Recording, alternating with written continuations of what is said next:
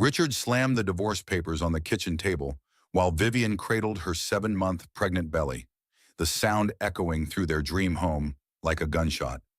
Vivian Harper had believed she was living a fairy tale, married to tech millionaire Richard Sterling for 3 blissful years, expecting their first child, living in their beautiful home overlooking San Francisco Bay.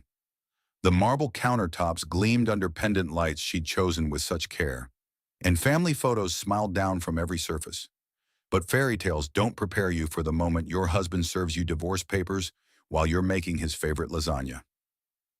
"I can't do this anymore, Vivian," Richard said, his voice cold as winter rain streaming down their floor-to-ceiling windows.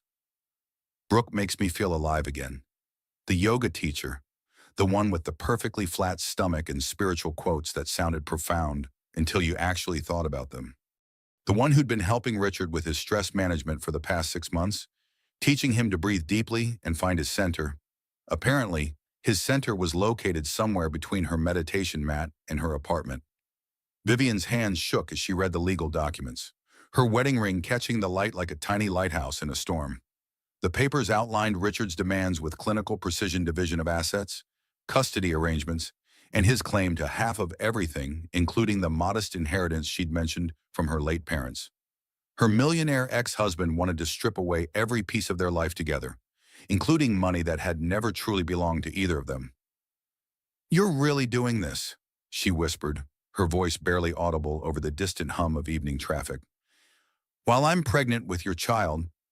Richard loosened his silk tie, the same shade of blue she'd given him for their anniversary. "The pregnancy was an accident, Vivian. We both know that. I'm 38 years old, and I feel like I've been sleepwalking through my life. Brooke showed me there's more than this suburban housewife routine." Suburban housewife routine. 3 years of supporting his business ventures, hosting dinner parties for his clients, managing their household so he could focus on building sterling technologies. 3 years of being the perfect wife to a man who now saw her dedication as suffocation. "What about our marriage vows?" Vivian asked, placing a protective hand over her belly where their daughter moved restlessly, as if sensing the upheaval in her mother's world. "For better or worse, remember, I was young and naive when I said those words," Richard replied, checking his expensive watch. "People change. Vivian, I've changed. I need someone who understands my spiritual journey, not someone who thinks meditation is just sitting quietly." The irony would have been laughable if it weren't so devastating. Richard speaking about spiritual journeys while abandoning his pregnant wife for a yoga instructor who quoted ancient wisdom between designer workout sets. His narcissistic abuse had been subtle at first, small criticisms, gentle corrections about her appearance or opinions, but pregnancy had amplified his cruelty into sharp, undeniable focus. "Where will I go?" Vivian asked, though she already knew the answer. She'd been planning for this possibility since Richard started coming home late, smelling like sandalwood and making comments about her expanding waistline. "That's not my problem anymore," Richard said, gathering his keys and wallet.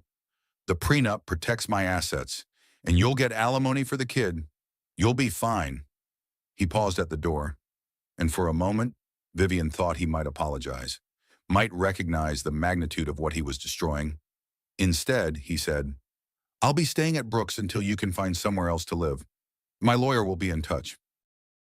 The front door closed with the finality of a coffin lid, leaving Vivian alone in the kitchen that had once represented everything she'd wanted: a home filled with love, laughter, and the promise of forever. Now it felt like a museum displaying the artifacts of her failed marriage. She sank into the breakfast nook where they'd shared thousands of meals, where Richard had proposed on a snowy Christmas morning, where she'd told him about the pregnancy with such joy and anticipation.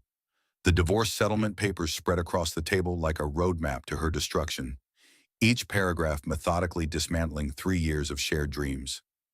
Her phone buzzed against the granite countertop, and Vivian's heart jumped, hoping Richard had come to his senses.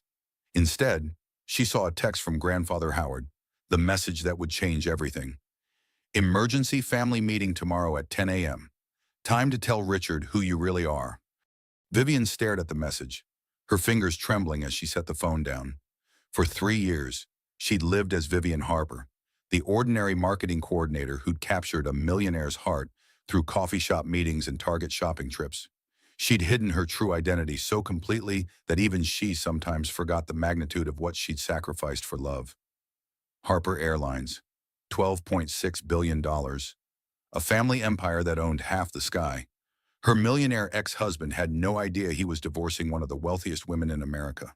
The baby kicked hard against her ribs, and Vivian placed both hands on her belly, drawing strength from the life growing inside her. "Your daddy thinks he's trading up, baby girl," she whispered to her unborn daughter. "He has no idea what he's trading away." Outside, San Francisco glittered in the twilight, millions of lights representing millions of dreams. Some dreams died in kitchen conversations over legal documents, but others were just beginning. Vivian Harper Sterling had spent 3 years pretending to be ordinary. But Harper women had built an empire on the foundation of never being anyone's second choice. Tomorrow, Richard would discover that his midlife transformation had cost him more than a marriage. It had cost him access to a dynasty that could have secured his daughter's future for generations. But first, Vivian had a decision to make. Would she use her family's power to win him back, or would she finally embrace the strength she'd been hiding for the sake of a love that had never been real?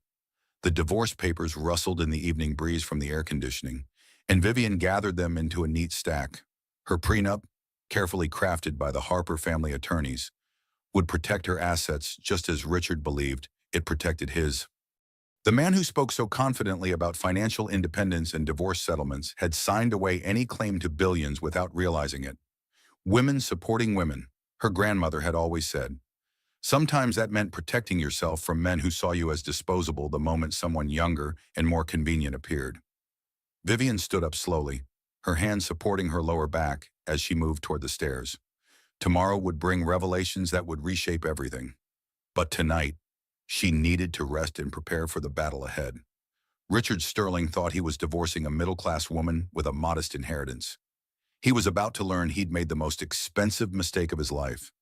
Vivian had spent 3 years pretending to be ordinary, but Harper Airlines owned half the sky. The next morning, Vivian drove through the familiar streets of her childhood toward Harper family headquarters, her belly pressed against the steering wheel of her modest sedan. She'd chosen this car carefully 3 years ago, something unremarkable that wouldn't raise questions about her background. Now, passing the sleek corporate campus where her family's jets gleamed on private runways, the deception felt like a costume she was finally ready to shed. Harper Airlines wasn't just a company, it was a legacy built by her great-grandfather during the barnstorming era, expanded by her grandfather into a commercial empire, and modernized by her father before his death. $12.6 billion in assets, roots spanning 6 continents, and political connections that reached the highest levels of government. The Harper name opened doors that money alone couldn't touch. But Vivian had walked away from all of it at 25, tired of watching cousins marry gold diggers and friends betray family secrets for tabloid money. She'd changed her name from Vivian Harper Montgomery to simply Vivian Harper, moved across the country, and taken a job as a marketing coordinator, earning $42,000 a year. She'd wanted to be loved for herself, not her family's financial independence. The executive elevator carried her to the 60th floor, where floor-to-ceiling windows offered a panoramic view of the city. This was where she'd spent childhood afternoons, where her grandfather had taught her about business, and her grandmother had shared wisdom about navigating a world that would try to diminish her simply because she was born female. "You've played house long enough, sweetheart," Grandfather Howard said as she entered his oak-paneled office. At 72, Howard Harper commanded respect from world leaders and corporate titans, but his eyes softened when they landed on his pregnant granddaughter. "That boy wants to divorce you while you're carrying his child. Time he learned what family he's messing with." Margaret Whitfield, the family's steel-spined attorney, rose from her leather chair with predatory grace. Margaret had been protecting Harper interests for 30 years, and she'd never lost a case involving more than $10 million. Her silver hair was pulled back in a severe bun, and her navy suit cost more than most people's monthly salary. "We've been preparing for this day since you got married," Margaret said, sliding a thick folder across the mahogany conference table. "Richard Sterling's net worth is $8 million.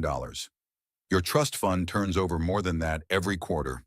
Vivian sank into the familiar embrace of her grandfather's favorite chair. the same spot where she'd done homework as a child while corporate negotiations swirled around her. The leather still smelled like her grandfather's cologne and her grandmother's perfume, a combination that meant safety and unconditional love. "I really thought he loved me," Vivian said, her voice catching on the admission. "For 3 years, I believed our marriage was real." "It was real to you," Howard replied gently, moving to the window where Harper jets taxied for takeoff. "You gave that boy the greatest gift possible, authentic love, from a woman who asked for nothing in return. His narcissistic abuse wasn't about your worth, sweetheart. It was about his character." Margaret opened the folder to reveal financial statements that would make Fortune 500 CEOs weep with envy. Harper Airlines stock certificates, real estate holdings spanning from Manhattan penthouses to Colorado ski lodges, investment portfolios that grew 7 figures annually in interest alone. The numbers represented more than wealth, they represented power, influence, and the ability to shape destinies. "Your prenup was crafted by our finest legal minds," Margaret explained, her manicured finger tracing over the relevant clauses. "Richard's lawyer assumed your modest family inheritance meant a few $1,000s and some family photos. The fine print states that it includes all current and future Harper family holdings." Vivian laughed despite herself, a sound that held more pain than humor. "He thought he was protecting himself from a gold digger. Men like Richard Sterling see women as accessories to their success stories," Howard said, his voice carrying the authority of someone who'd built an empire from nothing. "They trade wives like they trade cars, always convinced the newer model will bring them happiness. They never consider that true wealth comes from loyalty, respect, and shared purpose." The irony was devastating in its completeness. Richard had spent 6 months complaining about their finances, suggesting Vivian get a better job or contribute more to their household expenses. He'd criticized her for shopping at Target instead of Nordstrom, for clipping coupons instead of hiring a housekeeper, for living modestly when he wanted to project success. Every criticism had been a rejection of the authentic life she'd chosen, the simple existence that had allowed their love to grow without the corruption of financial expectation. "But first," Howard said, his eyes gleaming with the strategic brilliance that had built their family fortune, "let's give Mr. E. Sterling exactly what he's asking for." Margaret smiled, and Vivian recognized the expression from childhood, the look her family's attorney wore when she was about to destroy someone who'd underestimated Harper women. "We let the divorce proceed exactly as Richard planned. When he discovers your true identity, it'll be too late to change course." "Why not? What about my daughter?" Vivian asked, placing both hands on her belly where the baby moved restlessly. "She deserves to know her father, even if he's not the man I thought he was." "Your daughter will inherit one of the greatest fortunes in American history," Howard replied. "She'll have opportunities her father couldn't imagine in his wildest dreams. The question is whether Richard Sterling deserves to be part of that legacy." Through the office windows, Vivian could see the city spread out below like a living map of possibility. Somewhere in that urban landscape, Richard was probably planning his future with Brooke, calculating alimony payments and custody schedules, believing he held all the cards in their divorce settlement. He had no idea that his pregnant wife could buy his entire company with the quarterly interest from her trust fund. "There's something else," Margaret said, producing a second folder. "We've been investigating Miss Brooke Meadows since she entered Richard's life. Her background is interesting." The photographs Margaret spread across the table told a story that made Vivian's blood run cold. Brooke at charity galas with different wealthy men, Brooke at wedding ceremonies under different names, Brooke accepting settlement checks from divorce attorneys in 3 different states. The woman Richard believed was his spiritual salvation had made a career of targeting successful men during vulnerable transitions. "Women supporting women doesn't mean protecting predators," Margaret said coldly. "Ms. Meadows has destroyed 3 marriages and disappeared with substantial settlements each time. Richard isn't her first midlife transformation, he's her latest mark." Vivian studied the evidence with growing clarity. Richard's spiritual awakening, his sudden dissatisfaction with their marriage, his conviction that Brooke understood him better than his wife of 3 years, all of it had been carefully orchestrated by a professional who made her living destroying families. "Do we tell him?" Vivian asked. "We let him discover it himself," Howard replied. "Men like Richard need to learn consequences, not receive rescue from women they've underestimated. Your job isn't to save him from his choices, it's to protect yourself and your daughter from the damage he's causing. The baby kicked hard, and Vivian winced, pressing her hand against the sharp movement. Her daughter seemed to sense the tension in the room, the weight of decisions that would shape her entire future. This child would grow up knowing her worth wasn't determined by men who saw women as replaceable, who measured love in terms of convenience and ego gratification. I want him to know the truth, Vivian decided, her voice growing stronger with each word. All of it, but I want him to face that truth after he's committed to his choice, after he's burned every bridge and shown his true character. Margaret nodded approvingly. We arrange a meeting at his office, neutral territory, where he can't claim ambush or manipulation. We present the facts clearly and give him 24 hours to reconsider his position. And if he still proceeds with the divorce, then Richard Sterling learns that his midlife transformation just cost him access to $12.6 billion and the respect of one of America's most powerful families. Howard said with satisfaction. Some lessons are expensive. Sweetheart, this one will cost him everything. Vivian stood slowly, her hand supporting her lower back as she moved toward the door. Tomorrow would bring revelations that would reshape her entire world. But today, she felt something she hadn't experienced in months, the return of her own power. Richard Sterling thought he was divorcing a middle-class woman with a modest inheritance. He was about to discover he'd made the most catastrophic mistake of his life, and by then, it would be far too late to undo the damage. The Harper legacy would continue, protected and strengthened by women who refused to be anyone's second choice. Richard's lawyer discovered the prenup they signed wasn't what anyone thought it was. At Brooks' apartment, Richard celebrated his newfound freedom with expensive champagne that bubbled like his excitement for the future. The space reflected Brooks' carefully curated spiritual aesthetic crystals arranged on floating shelves, meditation cushions scattered across hardwood floors, and inspirational quotes written in flowing calligraphy on canvas prints.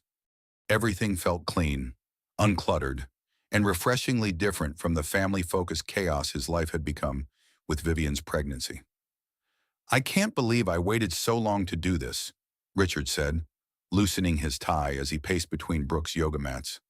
Vivian's just a middle-class girl who got lucky when she married me. The prenup protects my assets, and she'll get standard alimony for the kid. Nothing that'll impact my financial independence. Brooks smiled from her position in lotus pose, her perfectly flat stomach highlighted by designer athletic wear that cost more than most people's weekly groceries. The universe rewards authentic choices. Richard, you're finally honoring your true self instead of playing a role that no longer serves you. But when Richard's lawyer, David Chen, examined the prenup more carefully that afternoon, his face went white as fresh snow. David had been Richard's attorney for 8 years, handling everything from business contracts to real estate deals, and he'd never seen anything like the document spread across his mahogany desk. Richard, we have a problem, David said, his voice tight with barely controlled panic. This prenup doesn't protect your assets. It protects hers. Richard stopped mid-sip of his victory scotch, the liquid suddenly tasting like ash in his mouth. That's impossible. You reviewed that document yourself before we signed it. I reviewed what I thought was a standard prenuptial agreement, David replied, flipping through pages of legal text with growing horror. The language seemed straightforward: protection of premarital assets, standard alimony provisions, custody arrangements, but the fine print reveals something very different. David's finger traced the relevant section, his voice growing more strained with each word. Your wife's modest family inheritance isn't listed as a dollar amount. It's defined as all current and future Harper family holdings. I assume that meant a few $1,000s and some family photos. I never investigated further because Vivian presented herself as a woman of modest means. The scotch glass slipped from Richard's fingers, shattering against the Persian rug like his confidence in the divorce settlement. What exactly are we talking about here? I've spent the morning researching Harper family holdings, David said, producing a folder thick with financial documents. Richard, your wife isn't from a middle-class family with a small inheritance. She's the primary beneficiary of the Harper Airlines empire. Net worth $12.6 billion. The number hung in the air like smoke from an explosion, incomprehensible in its magnitude. Richard's entire net worth was $8 million, impressive by most standards. but microscopic compared to the fortune his wife had been hiding. His millionaire ex-husband's status suddenly felt like calling himself tall when standing next to Mount Everest. "That's impossible," Richard repeated, but his voice lacked conviction. Memories were reshaping themselves in his mind. Vivian's uncanny knowledge of business strategy, her calm during financial stress, her insistence on modest living despite his pressure to upgrade their lifestyle. She shops at Target. She clips coupons. She was living below her means, David explained, loosening his tie as if the office had suddenly become unbearably hot. Dramatically below her means. "Richard, your wife could buy your entire company with pocket change." Meanwhile, Vivian sat in her hotel room, hands resting on her belly as she spoke to her unborn daughter. The space was comfortable but anonymous, a far cry from the luxury she could afford but had chosen to avoid. She'd checked in under her maiden name, paying cash to avoid creating paper trails that might complicate the divorce proceedings. "Your daddy thinks he's trading up, baby girl," she said softly, feeling the child move restlessly inside her. "He has no idea what he's trading away. But maybe that's for the best. Maybe you and I deserve better than someone who sees love as a business transaction." A knock at the door interrupted her meditation. Travis Montgomery stood in the hallway, her college friend turned investigative journalist, holding a manila envelope that would change everything about Richard's understanding of his spiritual awakening. "I've got news about your husband's yoga teacher," Travis said, settling into the room's single armchair. At 34, Travis had built a reputation for exposing con artists and financial predators, his investigative skills honed by years of following money trails that led to human devastation. "Vivian, Brooke Meadows isn't who she claims to be." Travis opened the envelope to reveal photographs, documents, and a timeline that painted a disturbing picture of calculated manipulation. "Her real name is Rebecca Williams. She's done this before twice. Same pattern, same techniques, same devastating results for the families she targets." The evidence was damning in its thoroughness. Rebecca Williams from Phoenix, who'd married and divorced tech executive Marcus Webb after claiming pregnancy and receiving a $2 million settlement. Ashley Thompson from Denver, who'd convinced real estate mogul Bradley Harrison to leave his wife of 15 years, then disappeared after a quickie Vegas wedding and subsequent annulment netted her $3 million. "She targets successful men going through midlife transitions," Travis explained, his voice carrying the clinical detachment of someone who'd seen too many variations of the same human tragedy. "Offers spiritual guidance, sexual validation, and emotional support during vulnerable periods. Then she claims pregnancy to accelerate marriage and maximize settlement potential." Vivian studied the photographs with growing clarity about her own situation. Richard's sudden spiritual awakening, his dissatisfaction with their stable marriage, his conviction that Brooke understood his authentic self, all of it had been carefully orchestrated by a professional who made her living destroying families for financial gain. "The pregnancy test in Brooke's bathroom wasn't hers," Travis continued, producing surveillance photos taken with a telephoto lens. "She's been using the same prop for 3 different cons. The woman your husband believes is carrying his child is running the same script she's used to manipulate 2 other wealthy men." The irony was devastating in its completeness. Richard had abandoned his pregnant wife for a woman whose pregnancy was fake, trading authentic love for manufactured spiritual connection, choosing someone who saw him as a mark rather than a partner. His narcissistic abuse had made him vulnerable to abuse from someone whose manipulation skills far exceeded his own. "Do we tell him?" Vivian asked, though she already knew the answer. "We let him discover it himself," Travis replied. "Men like Richard need to learn consequences, not receive rescue from women they've underestimated. Besides, exposing Brooke now might make him think you're trying to sabotage his happiness. Better to let him face the truth after he's committed to his choices." Napravwar back at David's office, Richard paced between windows that offered a view of the city where his wife had been living a double life for 3 years. The financial documents spread across the desk represented more than wealth, they represented power, influence, and opportunities he'd never imagined possible. "Can we contest the prenup?" Richard asked desperately. "Claim fraud or misrepresentation?" David shook his head grimly. "She never lied about her background, Richard. She simply didn't volunteer information about her family's wealth. The prenup clearly states that you understood her financial position when you signed it." Your failure to investigate further shows negligence, not fraud on her part. The trap was elegant in its simplicity. Vivian had protected herself using the same legal mechanisms Richard had insisted upon, turning his desire for financial security into the instrument of his own financial destruction. Every conversation about money, every criticism of her modest lifestyle, every demand that she contribute more to their household expenses, all of it had been happening while she possessed wealth that could have solved every problem he'd ever imagined. "What's my exposure?" Richard asked, though he dreaded the answer. "In a traditional divorce, you might expect to keep your premarital assets and split anything acquired during the marriage," David explained carefully. "But this prenup reverses that protection. Vivian's trust fund and family holdings remain entirely hers, while your assets become vulnerable to community property laws." Richard's phone buzzed with a text from Brooke. "Can't wait for our new life together. Baby, the universe is aligning perfectly for us." Reading those words while staring at documents that revealed his wife's true wealth felt like watching his entire world reshape itself in real time. His midlife transformation had led him to abandon a woman worth billions for a con artist whose pregnancy was as fake as her spiritual awakening techniques. The ultimate question wasn't whether he could afford to divorce Vivian, it was whether he could afford not to try winning her back.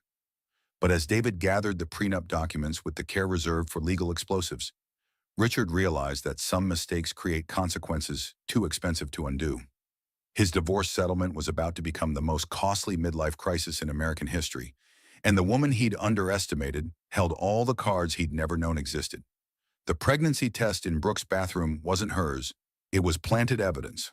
Travis Montgomery had built his investigative career on following money trails and exposing predators who targeted vulnerable people during life transitions.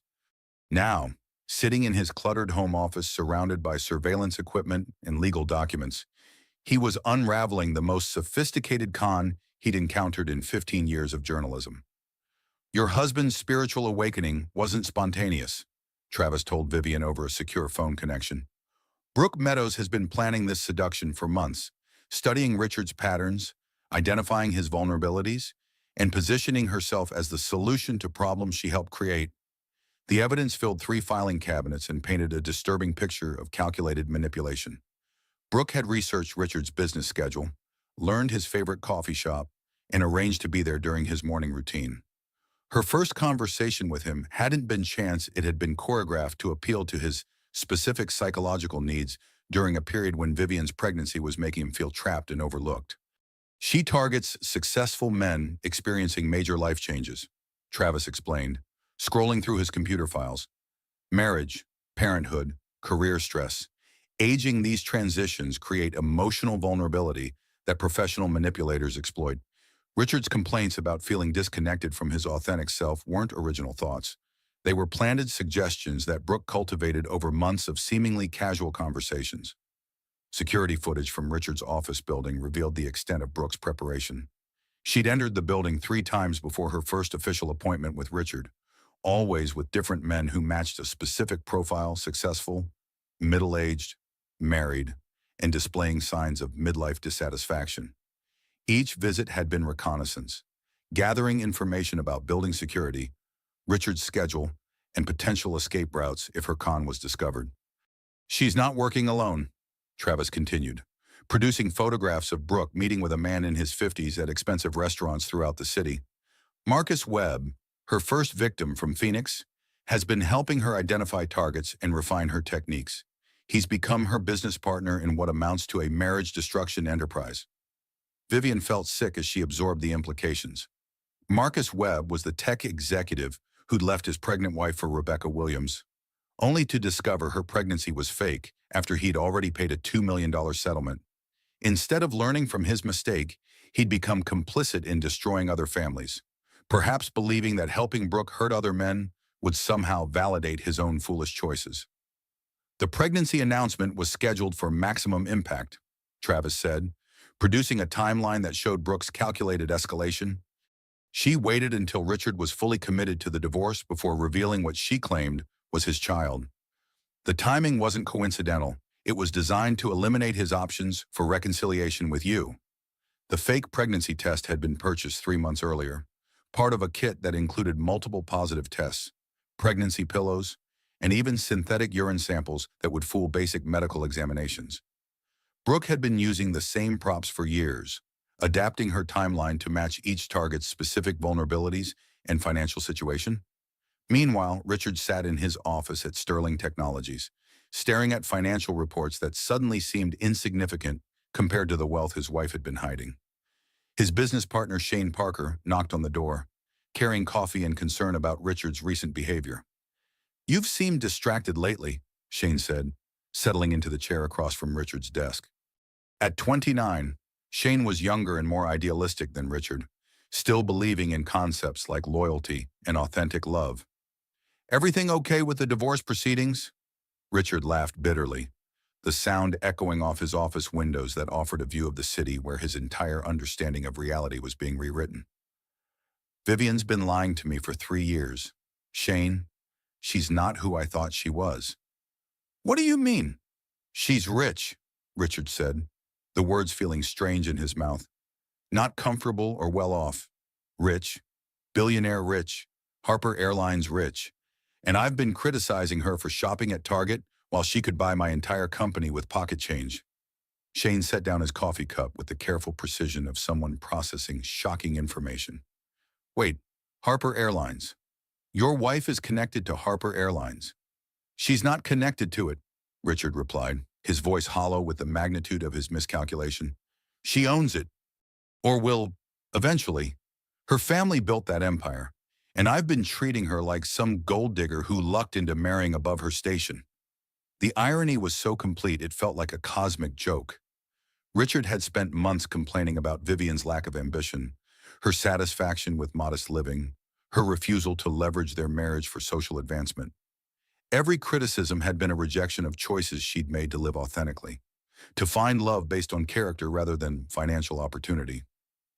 "Richard," Shane said carefully, "Harper Airlines contracts with major tech companies for their corporate travel management. If your divorce becomes public knowledge, it could impact our business relationships across multiple sectors." That hadn't occurred to Richard, the possibility that his personal decisions might have professional consequences extending far beyond his own company. Harper Airlines influenced industries ranging from aerospace to hospitality, with political connections that reached the highest levels of government. Alienating the Harper family wouldn't just cost him personally, it could destroy Sterling Technologies and impact every employee who depended on their success. "There's something else," Richard said, producing the divorce papers that had seemed so straightforward 24 hours earlier. "The prenup I thought was protecting my assets actually protects hers. If this divorce goes through, I could lose everything I've built." Shane studied the legal documents with growing alarm. As Richard's business partner, Shane owned 30% of Sterling Technologies, which meant Richard's financial destruction could impact his own future security.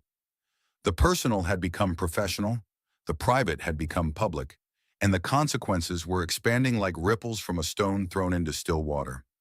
"You need to fix this," Shane said bluntly. "Whatever it takes, whoever you need to apologize to, whatever bridges you need to rebuild, you fix this before it destroys everything we've worked for."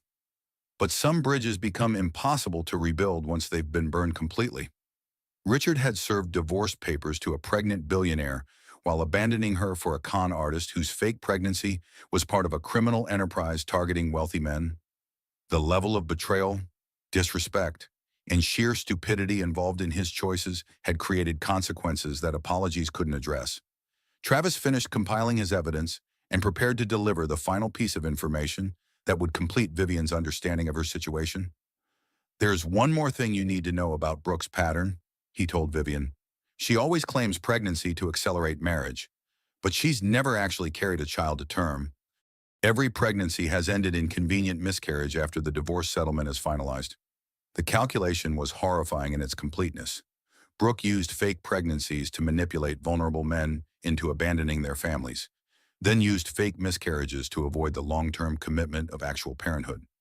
She'd perfected a system that destroyed marriages, devastated children, and left entire families emotionally and financially traumatized while she moved on to her next target. "Your husband isn't just being conned," Travis said. "He's become complicit in a criminal enterprise that specifically targets pregnant women and their children. When Richard abandoned you for Brooke, He became part of a pattern that destroys families for profit. Vivian felt her daughter kick forcefully, as if the baby sensed the danger surrounding their family. This child would grow up knowing that her father had chosen money and ego gratification over loyalty and love, that he'd abandoned her before birth for a woman whose entire identity was constructed to prey on men like him. The truth was becoming clear. Richard's midlife transformation hadn't been about finding his authentic self. It had been about succumbing to manipulation from a professional who understood that men's narcissistic abuse patterns made them vulnerable to specific types of exploitation. Women supporting women meant protecting each other from predators who used fake spiritual awakening and manufactured pregnancy to destroy families. It also meant recognizing when men's choices revealed character flaws too fundamental to forgive. Vivian's financial independence would protect her daughter from the consequences of Richard's catastrophic judgment. But no amount of money could undo the emotional damage he'd inflicted by choosing a con artist over his pregnant wife. The investigation was complete, the evidence was overwhelming, and the time for truth had arrived. Richard's mother had hired 3 private investigators to research Brooke, and all 3 found different identities. Maureen Sterling stood in her pristine Marin County kitchen, surrounded by the evidence that would shatter her son's delusions about his spiritual awakening. At 65, Maureen had survived her own catastrophic marriage to Richard's father, a charming narcissist who'd nearly destroyed their family fortune through gambling and affairs. She recognized predatory behavior when she saw it, and everything about her son's yoga teacher screamed danger. "Richard, you need to listen to me," Maureen said into her phone, her voice carrying the authority of someone who'd learned expensive lessons about trusting appearances. "This woman you're planning to marry is not who she claims to be." "Mother, I'm not discussing my personal life with you," Richard replied from Brooke's apartment, where he was packing his belongings and planning their future together. "Brooke understands me in ways Vivian never did. This isn't about you." Maureen spread 3 separate investigation reports across her marble countertop, each one revealing a different layer of Brooke's constructed identity. The first investigator had found Rebecca Williams from Phoenix, divorced twice. No children despite multiple pregnancy claims. Last known address, a luxury apartment that she'd abandoned without paying 6 months of rent. The second investigator had uncovered Ashley Thompson from Denver, married to real estate mogul Bradley Harrison for exactly 93 days before disappearing with a $3 million settlement, leaving behind fake medical records and a forwarding address that led to a mail drop in Nevada. The third investigator had discovered the most disturbing information. Brooke Meadows from San Francisco had no legitimate background at all. Her yoga certification was purchased online, her references were fake, and her apartment was rented under an identity that wouldn't survive serious scrutiny. "Richard, this woman is a professional," Maureen said, her voice shaking with frustration and fear for her son's future. "She's destroyed 3 marriages and stolen millions of dollars from men who thought they were finding true love. You're not her first midlife transformation, you're her latest mark." "That's impossible," Richard insisted, but his voice lacked conviction. "Brooke is carrying my child. She's helping me find my authentic self after years of feeling trapped in a marriage that was suffocating my spiritual growth." Maureen closed her eyes, recognizing the language of manipulation that she'd heard from her own husband 40 years earlier. Men were so predictable in their vulnerabilities, so eager to believe that younger women found them irresistible, so willing to abandon responsibility for the fantasy of renewed youth and unlimited possibility. "The pregnancy is fake, Richard," Maureen said bluntly. "Just like her previous pregnancies were fake. Just like her entire identity is fake.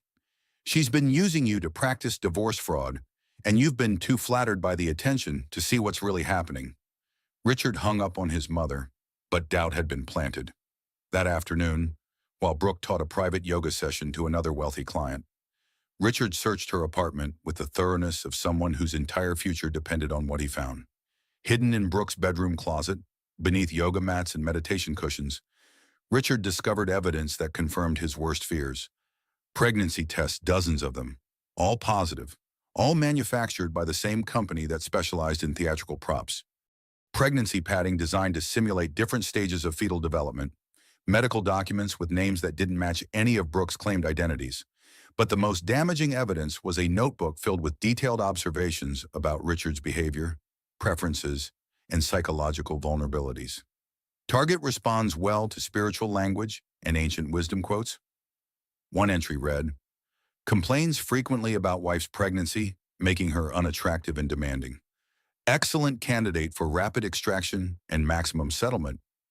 Extraction, settlement, target, the language of predatory business, not authentic love.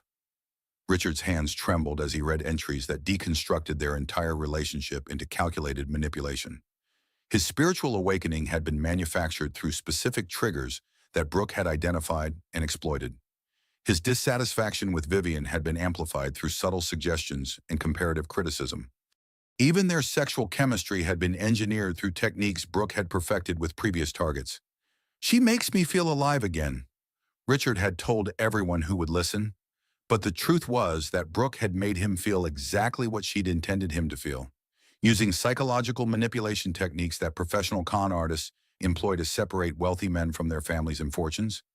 Meanwhile, at Harper family headquarters, Vivian made the decision that would change everything about her approach to the divorce.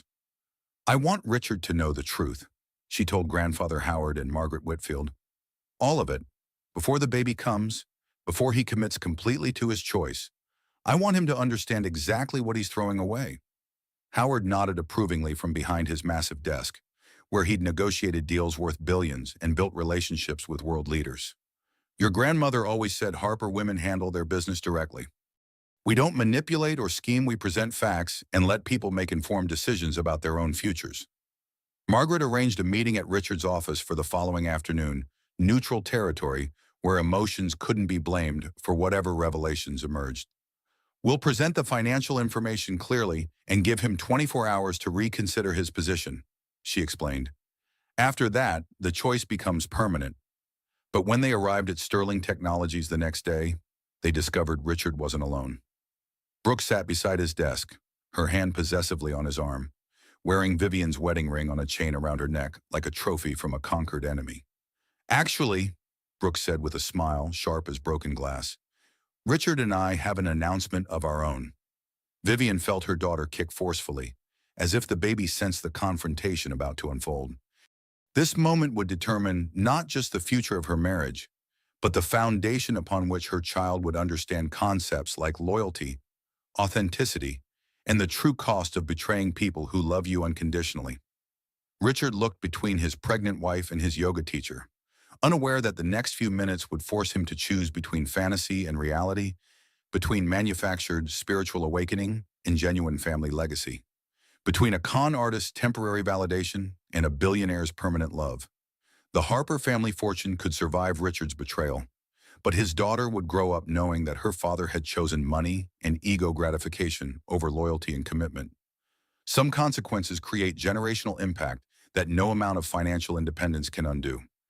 Margaret opened her briefcase with the precision of someone preparing for legal warfare, while Vivian placed both hands on her belly and prepared to reveal truths that would reshape her husband's entire understanding of the life he was choosing to abandon. Women supporting women sometimes meant protecting yourself from men whose narcissistic abuse made them vulnerable to even worse manipulation from professional predators.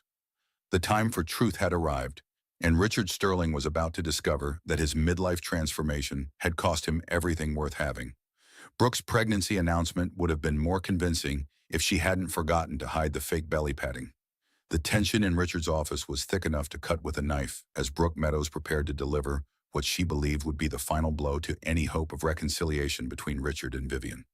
Sunlight streamed through the floor-to-ceiling windows, illuminating the scene like a stage set for a drama that would determine the future of multiple families. "Richard and I are expecting a child together," Brooke announced, her hand moving to her abdomen in a gesture of protective motherhood that would have been touching if it weren't completely fabricated.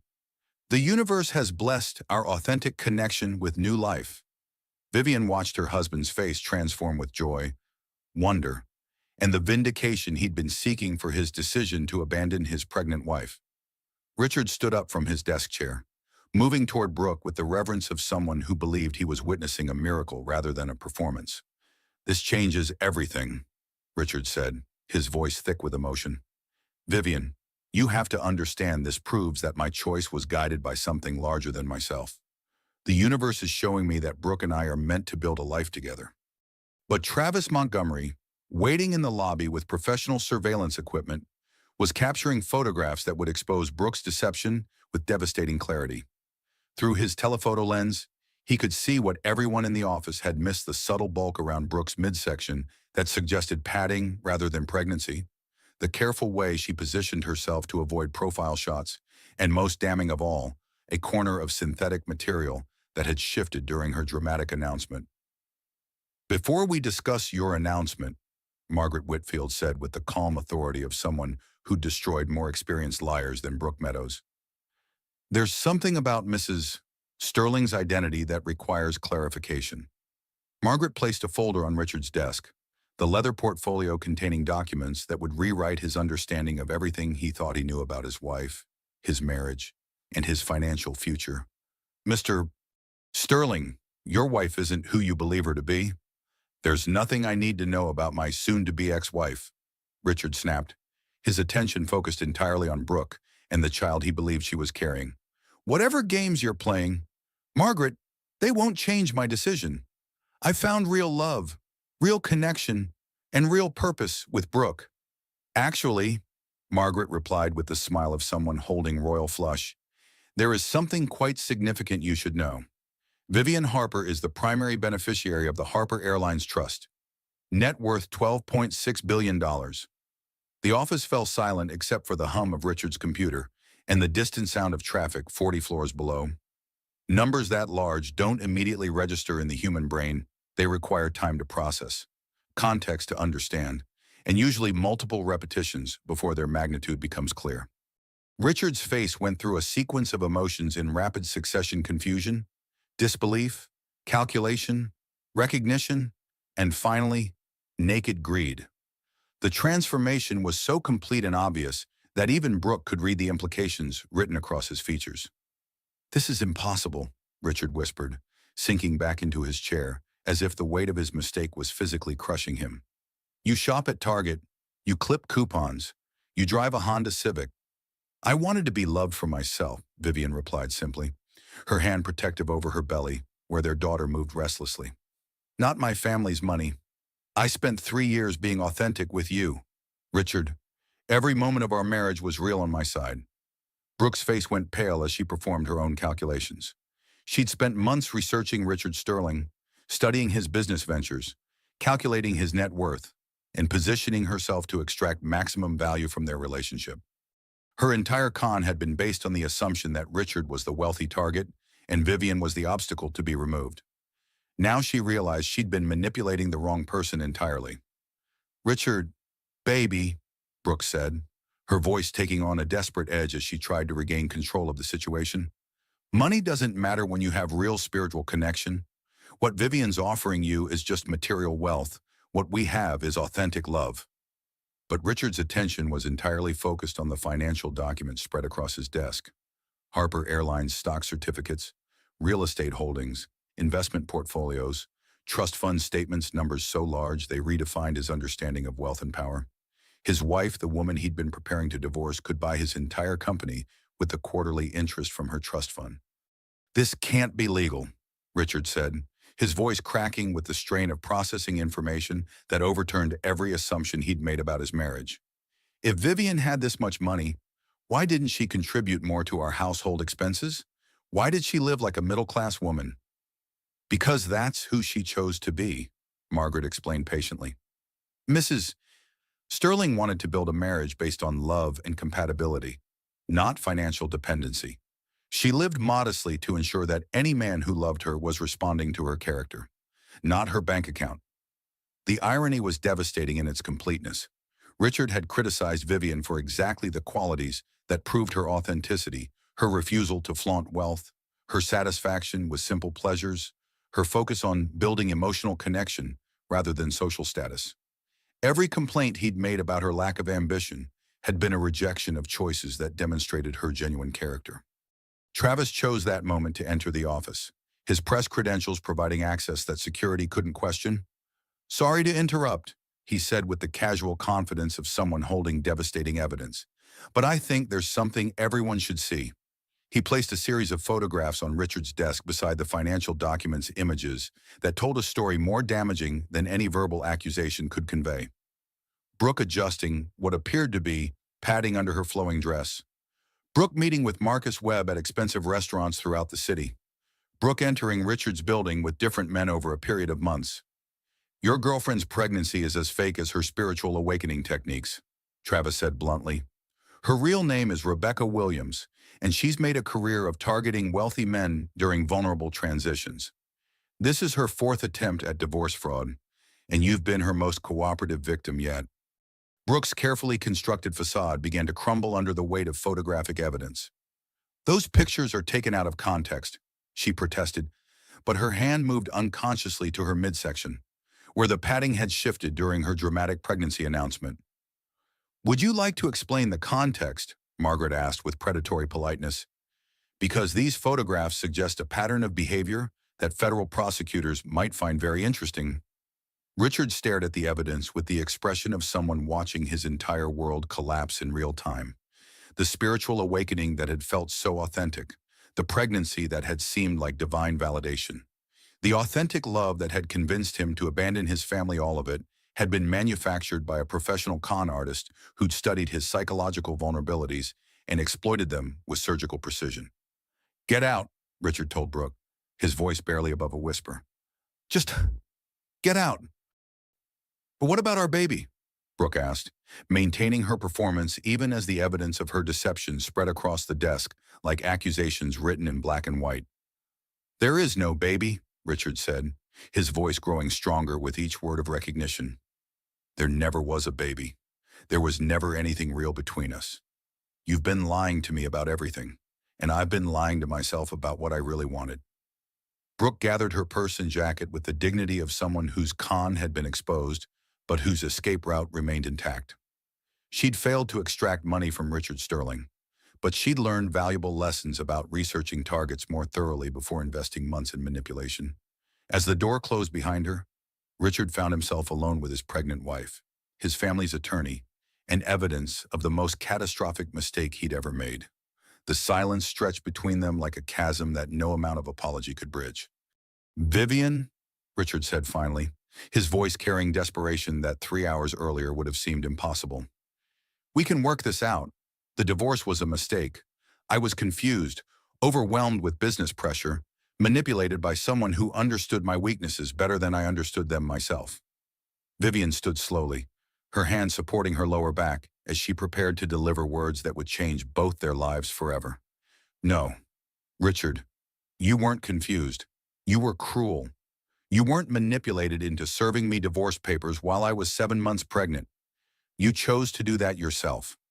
The Harper Airlines empire would survive Richard's betrayal, but his daughter would grow up knowing that her father had chosen fantasy over family, ego gratification over loyalty, and temporary validation over permanent love. Some bridges become impossible to rebuild once they've been burned completely, and Richard Sterling had just discovered that his midlife transformation had cost him access to everything he'd never known he wanted. Richard's face went through 5 different emotions in 10 seconds, landing on naked greed. The silence in Richard's office stretched like a fault line, preparing to unleash an earthquake. Outside the floor-to-ceiling windows, San Francisco continued its daily rhythm 40 stories below, oblivious to the family dynasty reshaping itself in a corporate boardroom. Richard stared at the financial documents spread across his mahogany desk, his brain struggling to process numbers that defied comprehension. Harper Airlines stock certificates bore his wife's name not as a beneficiary or inheritance recipient, but as the primary shareholder of an empire worth $12.6 billion, real estate holdings spanning 6 states, from Manhattan penthouses to Colorado ski lodges, investment portfolios that generated more money in quarterly interest than his entire net worth, trust fund statements that read like the budget of small nations. This is impossible, Richard whispered for the 3rd time, his voice cracking under the weight of recognition. You bought groceries with coupons. You drove a Honda Civic. You worked as a marketing coordinator for $42,000 a year. I wanted to be loved for myself, Vivian replied, her hand moving protectively over her belly, where their daughter seemed to sense the tension radiating through the room. Not my family's financial independence. Every choice I made was designed to ensure that any man who loved me was responding to my character, not my bank account. Margaret Whitfield observed Richard's emotional transformation with the clinical interest of someone who'd witnessed similar revelations destroy marriages, partnerships, and entire family legacies.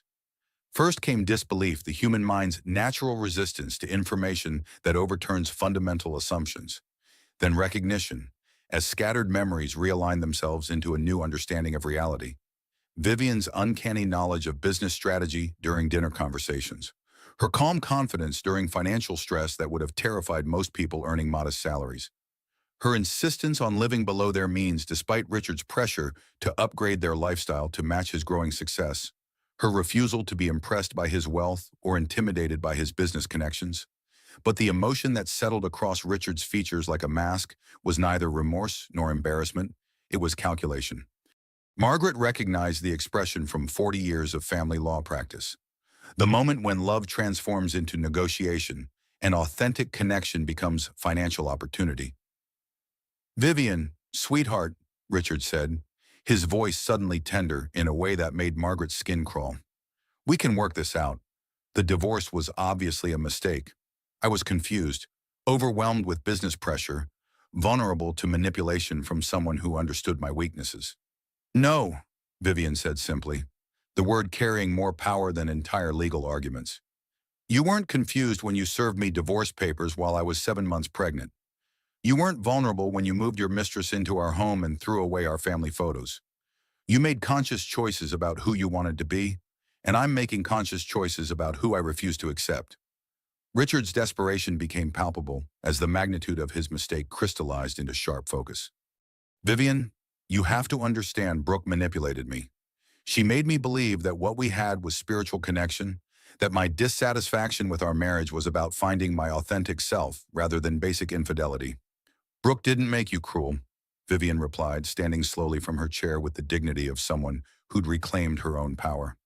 "She didn't force you to criticize my appearance while I was carrying your child. She didn't make you demand that I contribute more financially to our household while you planned to abandon me for someone you thought was prettier and more spiritual." The truth was becoming unavoidable. Richard's midlife transformation hadn't been about spiritual awakening or authentic self-discovery. It had been about narcissistic abuse patterns that made him vulnerable to manipulation from someone whose professional expertise involved destroying families for profit. Travis moved toward the window, giving the family space while remaining close enough to document any threats or attempts at intimidation. His investigation had revealed not just Brooke's criminal history, but Richard's active participation in emotional abuse that had preceded her arrival by months. "You complained about my pregnancy weight gain," Vivian continued, her voice growing stronger with each acknowledgement of truth she'd been avoiding for months. "You criticized my lack of ambition while I was building a home where you could focus on your business. You demanded that I be grateful for your financial support while sitting on wealth that could have solved every problem you claimed to face." Richard's business partner Shane knocked on the office door, then entered without waiting for permission. The expression on his face suggested he'd overheard enough of the conversation to understand the implications for Sterling Technologies and everyone who depended on their success. "Richard," Shane said carefully, "Harper Airlines contracts with major tech companies throughout the industry. If this divorce becomes public knowledge, it could destroy our professional relationships and tank our client base overnight." That aspect hadn't occurred to Richard, the possibility that his personal decisions might create professional consequences extending far beyond his own life. Harper Airlines influenced industries ranging from aerospace to hospitality, with political connections that reached the highest levels of government. Alienating one of America's most powerful families wouldn't just cost him personally, it could destroy everything he'd built and everyone who'd helped him build it. "There's still time to fix this," Shane continued, his voice carrying the desperation of someone watching his own future collapse. "Whatever apologies need to be made, whatever bridges need to be rebuilt, whatever legal arrangements need to be restructured, we fix this before it destroys everything we've worked for." But Vivian had already made her decision. "The divorce proceeds as planned," she said with finality that left no room for negotiation or manipulation. "I won't be married to someone who sees me as disposable the moment someone younger and more convenient appears."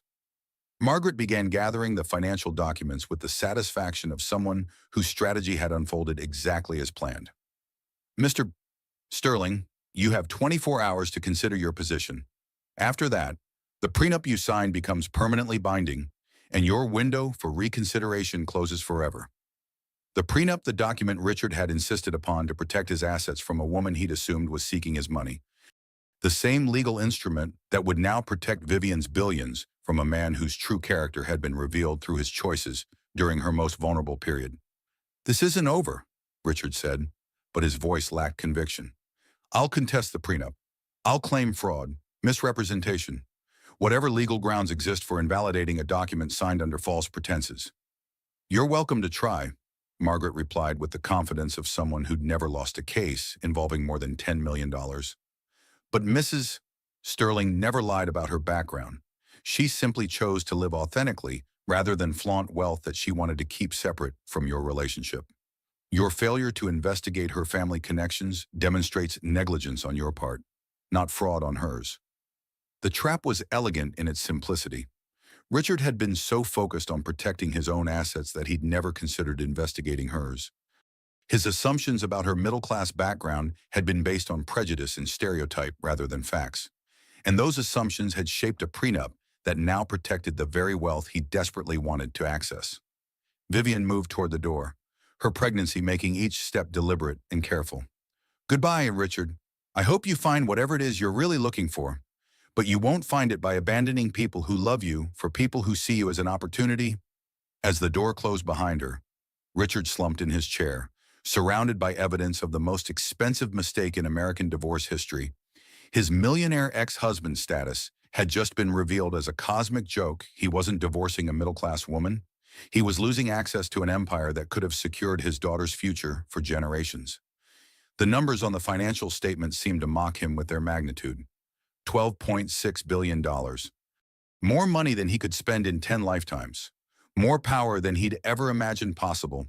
More security than any family could ever need. All of it walking away because he'd chosen temporary validation over permanent love. Because he'd confused manipulation for spiritual awakening. Because he'd underestimated the woman who loved him authentically for 3 years while he'd been too blind to recognize the gift he'd been given. Outside his office windows, San Francisco glittered in the afternoon sun. Millions of lights representing millions of dreams. Some dreams died in corporate boardrooms over financial documents, but others were just beginning to take shape in the hearts of women strong enough to walk away from men who couldn't recognize their worth. Richard Sterling had just learned that his midlife transformation had cost him everything worth having, and the lesson had come too late to change the outcome. Richard's lawyer called an emergency meeting when he realized his client might lose everything to a prenup protecting billions. Within 24 hours of discovering his wife's true wealth, Richard had transformed from a confident man pursuing spiritual fulfillment into a desperate strategist fighting for financial survival. His penthouse apartment, which had seemed luxurious when he was married to a marketing coordinator, now felt modest compared to the dynasty he was losing. The city lights that had once represented possibility now mocked him with their reminder that somewhere in those glittering towers, his pregnant wife commanded resources that could reshape entire industries. David Chen worked through the night, researching precedents for invalidating prenuptial agreements signed under conditions of alleged misrepresentation. His law office, normally quiet after business hours, hummed with activity as paralegals searched databases and senior partners consulted with colleagues across the country. The stakes had never been higher in David's 15-year career. His client faced the possibility of walking away from $12.6 billion over a divorce that had seemed routine 48 hours earlier.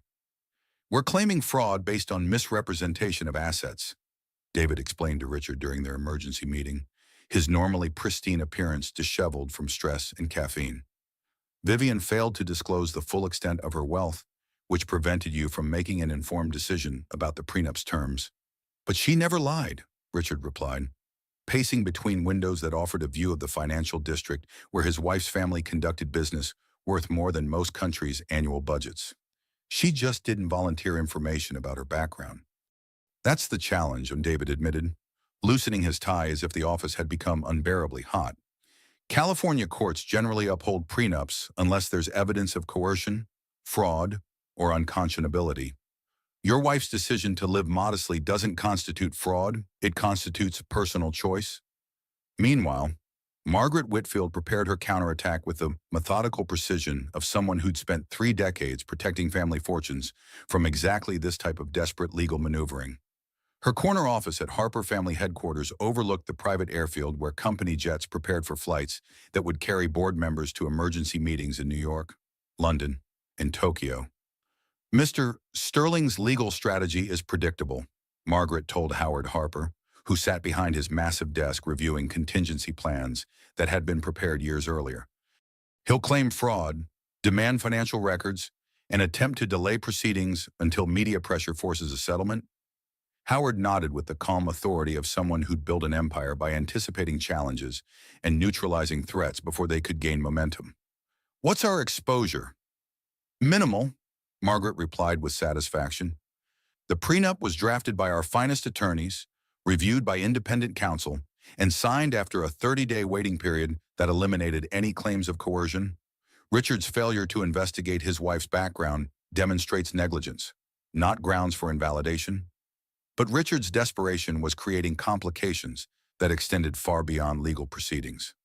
Within hours of the revelation, news of the divorce had leaked to industry publications, creating shockwaves throughout the technology sector where Sterling Technologies had built relationships with major clients. Every major contract is being reviewed, Shane Parker told Richard during an emergency board meeting, his voice tight with barely controlled panic. Harper Airlines influences aerospace, hospitality, transportation, and corporate travel industries. Our clients are asking whether doing business with us might jeopardize their relationships with the Harper family. The personal had become professional, the private had become public, and the consequences were expanding like ripples from a stone thrown into still water. Richard's midlife transformation wasn't just destroying his marriage, it was threatening the livelihoods of every employee who depended on Sterling Technologies for their financial security. We need damage control, Richard said, but his voice lacked the confidence that had once commanded boardrooms and inspired investor confidence. Crisis management, public relations, whatever it takes to contain this situation. There's only one solution, Shane replied bluntly. You fix things with Vivian. Whatever apologies need to be made, whatever legal concessions need to be offered, whatever personal sacrifices need to be accepted, you fix this before it destroys everything we've built. But some bridges become impossible to rebuild once they've been burned completely. Richard had served divorce papers to a pregnant billionaire while abandoning her for a con artist whose fake pregnancy had been designed to accelerate his financial destruction. The level of betrayal, disrespect, and sheer stupidity involved in his choices had created consequences that apologies couldn't address. Media coverage began within 48 hours, transforming Richard's personal crisis into public entertainment. Tech millionaire divorces airline heiress became the headline that defined conversations in coffee shops, corporate boardrooms, and social media platforms across the country. Financial journalists analyzed the prenup's implications. Relationship experts debated the psychology of midlife affairs, and social commentators questioned the wisdom of men who abandoned pregnant wives for younger women. This is becoming a cautionary tale. Richard's public relations consultant warned during an emergency strategy session. The narrative writes itself, successful man destroys family for fake spiritual awakening, loses billions in process. Every interview request, every article, every social media post reinforces the same message: you made the most expensive mistake in divorce history. Richard watched his reputation disintegrate in real time as industry colleagues distanced themselves from the scandal. Board positions evaporated, speaking engagements were canceled, and business partnerships that had taken years to build dissolved overnight. His professional network, carefully cultivated through decades of relationship building, abandoned him with the efficiency of people protecting their own interests. The market doesn't forgive stupidity, one former client explained during a termination call that Richard would replay in his mind for years. Your personal decisions reflect your judgment, and your judgment determines whether we trust you with our business. Right now, we don't. But the most devastating consequence wasn't financial. It was the recognition that his actions had been observed and documented by his unborn daughter's future. Every newspaper article, every social media post, every legal filing would become part of a permanent record that would follow his child throughout her life. Vivian's daughter would grow up knowing that her father had abandoned her mother during pregnancy for a con artist whose fake spiritual awakening had been designed to destroy families. No amount of apology or legal maneuvering could change the fundamental truth that Richard Sterling had revealed his character during the most important test of his life, and he'd failed catastrophically. At Harper family headquarters, Howard reviewed reports from attorneys, financial advisors, and crisis management specialists who'd been monitoring the situation with professional detachment. "How long before this resolves itself?" he asked Margaret. "Richard will fight for 6 to 8 months," Margaret predicted with the accuracy of someone who'd seen similar cases destroy men who overestimated their legal options. "His lawyers will exhaust every possible appeal, delay tactic, and media strategy before accepting that the prenup is binding and his position is hopeless." "And Vivian?" "Your granddaughter has made her decision," Margaret replied with approval. "She won't be manipulated by apologies, intimidated by legal threats, or swayed by public pressure." Richard Sterling had his chance to love her authentically, and he chose fantasy over family. The battle lines had been drawn, the legal strategies had been implemented, and the media narrative had been established. Richard Sterling would spend the next several months discovering that some mistakes create consequences too expensive to undo, while Vivian Harper Sterling prepared to raise her daughter with the knowledge that authentic love requires character that her father had proven he didn't possess. The Harper dynasty would survive and strengthen, protected by women who understood that financial independence meant never having to accept being anyone's second choice. The baby decided to arrive right in the middle of Richard's testimony about asset division.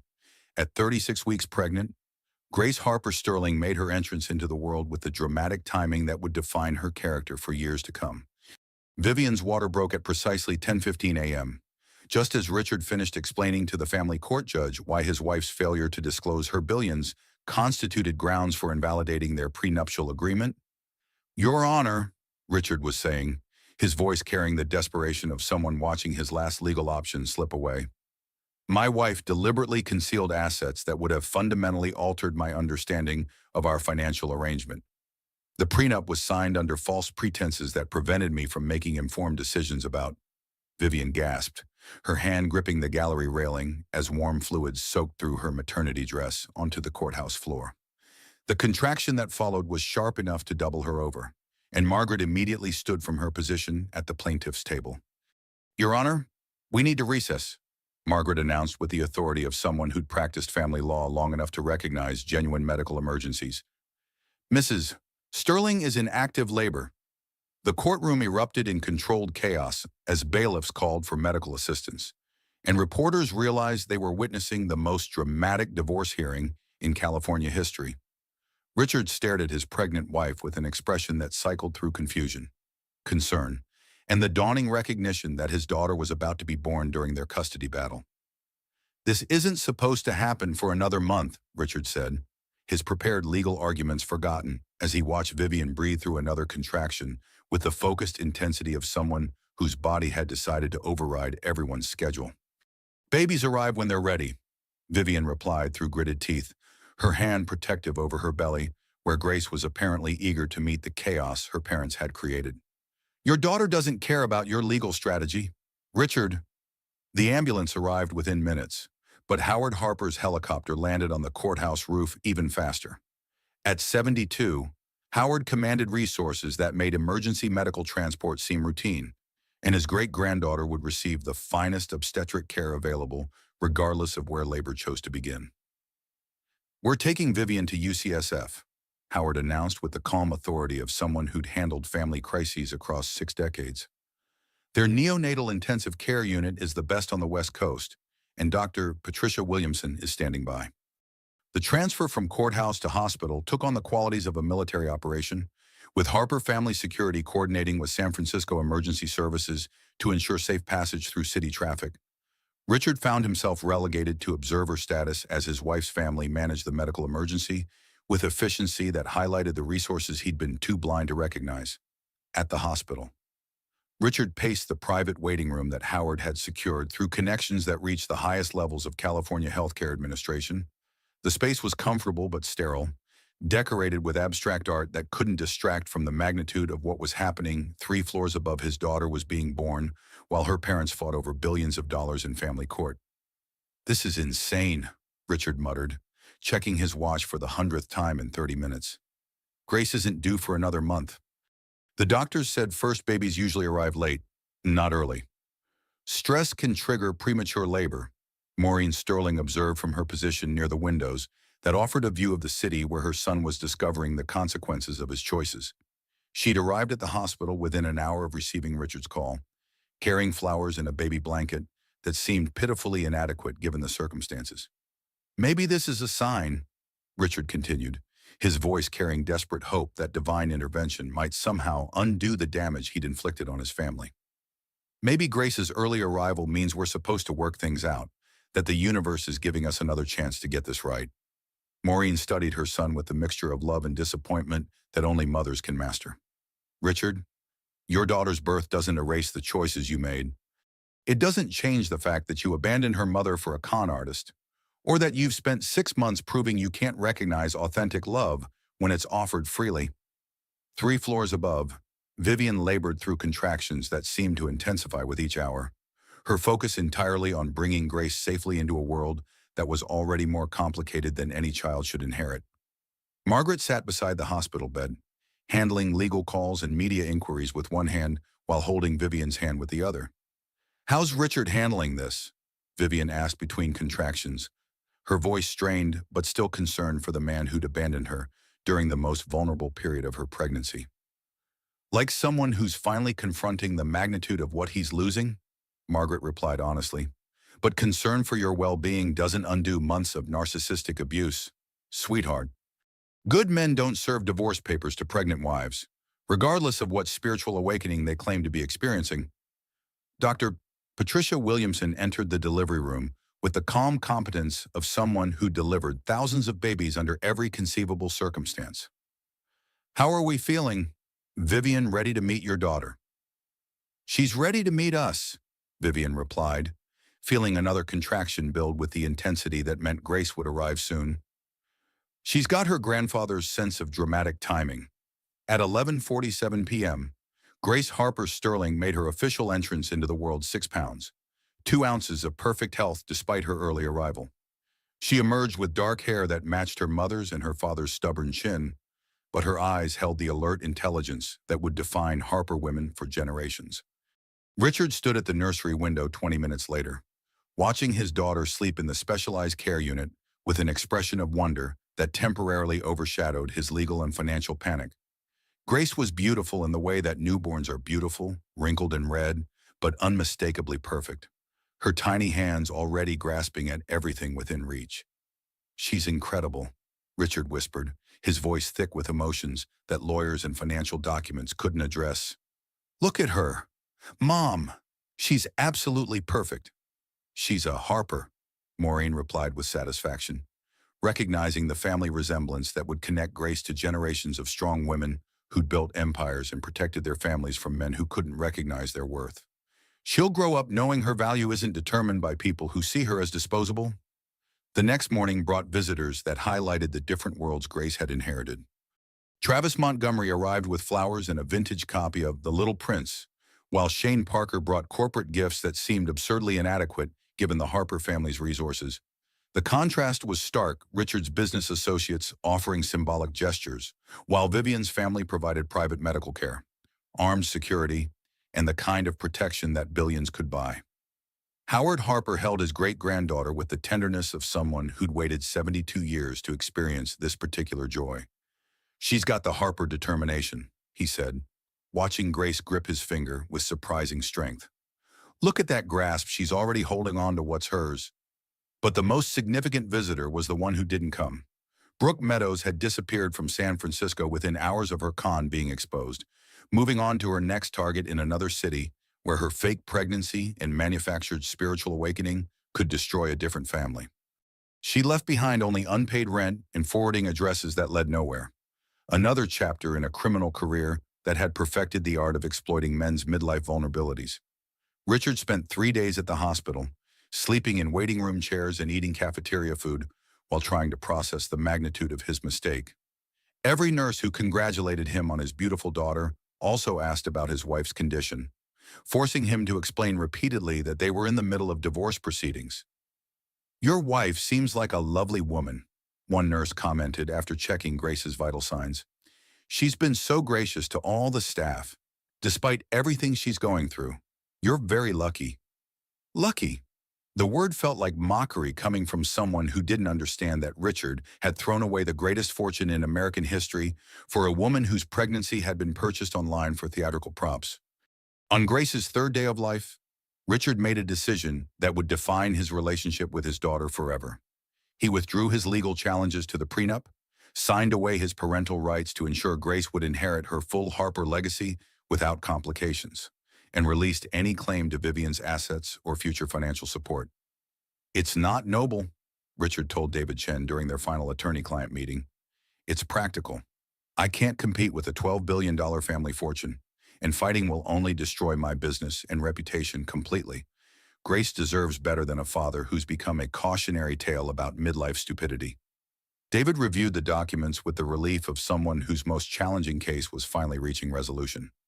"This protects you from further legal exposure and allows you to rebuild your professional reputation," he agreed. "But Richard, you're signing away any relationship with your daughter. Are you certain this is what you want?" Richard stared out his lawyer's window at the city where his daughter would grow up with opportunities he couldn't have imagined, even in his most ambitious dreams. "What I want is irrelevant now. Grace will have the best education money can buy, connections that reach the highest levels of government and business, and financial security that extends for generations. My job is to make sure my mistakes don't limit her possibilities." The irony was complete. Richard's final act as Vivian's husband was the first genuinely selfless decision he'd made in months. But it came too late to repair the damage he'd inflicted on their family. Too late to demonstrate the character that might have justified forgiveness.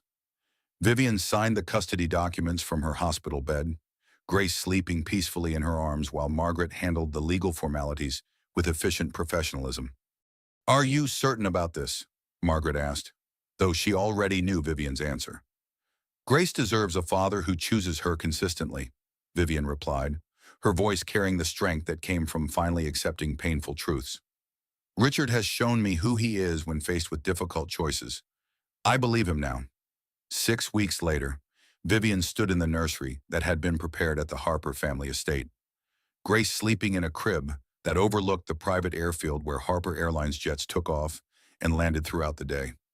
The room was decorated in soft yellows and greens, with family photos spanning 4 generations of Harper women who'd built legacies and protected their children from men who couldn't recognize their worth. "Your great-grandfather built this empire so his family would never be vulnerable," Vivian told her daughter during their nightly ritual. "But I learned something important during these past months. Real strength isn't hiding who you are. It's being brave enough to be yourself and strong enough to walk away from people who don't value you." Grace stirred in her sleep, her tiny hand grasping at dreams that would someday include private jets, international boarding schools, and political connections that reached the highest levels of power. But more importantly, she would grow up knowing that her mother had chosen dignity over desperation, authentic love over manufactured acceptance, and financial independence over emotional dependence on men who saw women as replaceable. The Harper dynasty would continue, strengthened by another generation of women who understood that some things, self-respect, authentic relationships, and the protection of children were worth more than any amount of money that apologies or legal maneuvering could secure. Richard Sterling had learned that his midlife transformation cost him everything worth having. But Grace Harper Sterling would inherit the knowledge that her value was never dependent on men who couldn't recognize the gifts they'd been given. Women supporting women meant teaching daughters that they should never accept being anyone's second choice, and that sometimes the greatest act of love is walking away from people who've proven they don't deserve the loyalty they've been offered. Richard's last act as Vivian's husband was the first honorable thing he'd done in months. 1 year later, Vivian stood in her childhood bedroom at the Harper estate, now converted into Grace's nursery, watching her daughter take her first tentative steps across hardwood floors that had supported 4 generations of Harper women. The room overlooked the private airfield where company jets carried board members to meetings that shaped international commerce, but this morning, The only thing that mattered was Grace's determined effort to reach her favorite teddy bear. "Come on, sweetheart," Vivian encouraged, kneeling on the floor with her arms outstretched. "You can do it. Harper women don't give up." Grace wobbled forward with the concentrated determination that had characterized her personality since birth. Her dark hair catching sunlight that streamed through windows designed to offer panoramic views of the family's aviation empire. When she finally reached her mother's arms, her delighted laugh filled the room with joy that felt like healing after months of legal battles and media scrutiny. The divorce had been finalized 8 months earlier, with Richard's complete capitulation surprising even Margaret Whitfield, who'd prepared for extended litigation that could have lasted years. Instead, Richard had signed away his parental rights, released all claims to Vivian's assets, and moved to Portland, where he'd started a small consulting firm that earned enough to support his modest lifestyle while keeping him far from the scandal that had destroyed his reputation in San Francisco. "Your daddy sends a card every month," Vivian told Grace during their daily routine, though the baby was more interested in exploring the buttons on her mother's blouse than understanding complex family dynamics. With pictures of Oregon and letters explaining how sorry he is for the choices he made when you were born. The cards arrived with clockwork regularity, always addressed to Grace but clearly intended for Vivian's consideration. Richard wrote about his new life in Portland, his work with small businesses that couldn't afford major consulting firms, and his gradual understanding of how profoundly he'd miscalculated everything that had mattered. But he never asked for custody, never requested visits, and never suggested that his regret entitled him to forgiveness. Travis Montgomery had become Grace's unofficial uncle, visiting monthly with gifts that reflected his journalist's instinct for finding unique treasures during his investigations. Today he'd brought a vintage children's book about aviation that seemed perfect for a baby whose family owned half the sky. "How's our favorite heiress doing?" Travis asked, settling into the comfortable chair that had been Vivian's reading spot throughout childhood. "Still planning to take over the family business by age 2?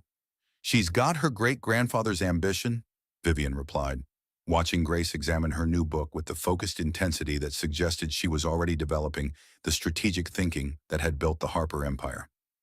Yesterday, she figured out how to open the safety latches on her toy chest. "Howard says she's showing early signs of problem-solving abilities that will serve her well in corporate boardrooms." The Harper family had embraced Grace with the protective love that came from understanding exactly how precious she was, not just as the next generation of their dynasty, but as proof that their values had survived the challenge of Richard's betrayal. Howard spent hours each day with his great-granddaughter, teaching her about airplanes through picture books and explaining business concepts through games that seemed impossibly advanced for a 1-year-old. "She's going to be formidable," Travis observed, watching Grace attempt to turn pages that were still too complex for her developing motor skills. "Strong women usually come from families that teach them their worth early." Shane Parker had visited twice since Grace's birth, both times carrying corporate gifts and awkward apologies for his former business partner's behavior. Sterling Technologies had survived Richard's scandal, but never recovered its previous momentum. Shane had bought out Richard's shares and rebuilt the company under new management, but the Harper Airlines contracts that could have elevated them to industry leadership were permanently beyond reach. "Richard asks about you both in every email," Shane had mentioned during his most recent visit, his voice carrying the discomfort of someone delivering messages between people who'd burned bridges too completely for direct communication. "He wants you to know that he understands why forgiveness isn't possible, but he hopes Grace will someday understand that his mistakes don't reflect on her worth." Vivian had accepted these messages with the polite distance that protected her from reopening wounds that had finally begun to heal. Richard's regret was genuine. His understanding of his mistakes was complete, and his respect for her decision to exclude him from Grace's life was absolute. But none of that changed the fundamental truth that he'd revealed his character during the most important test of their marriage. And character wasn't something that apologies could rebuild. Margaret Whitfield remained the family's primary attorney, but her role had evolved from crisis management to legacy planning as the Harper dynasty adapted to include another generation. Grace's trust fund is structured to provide complete financial independence while encouraging productive contribution to society, Margaret explained during their quarterly review. "She'll never need to depend on anyone for economic security, but she'll be expected to use her advantages responsibly." The numbers were staggering even by Harper standards.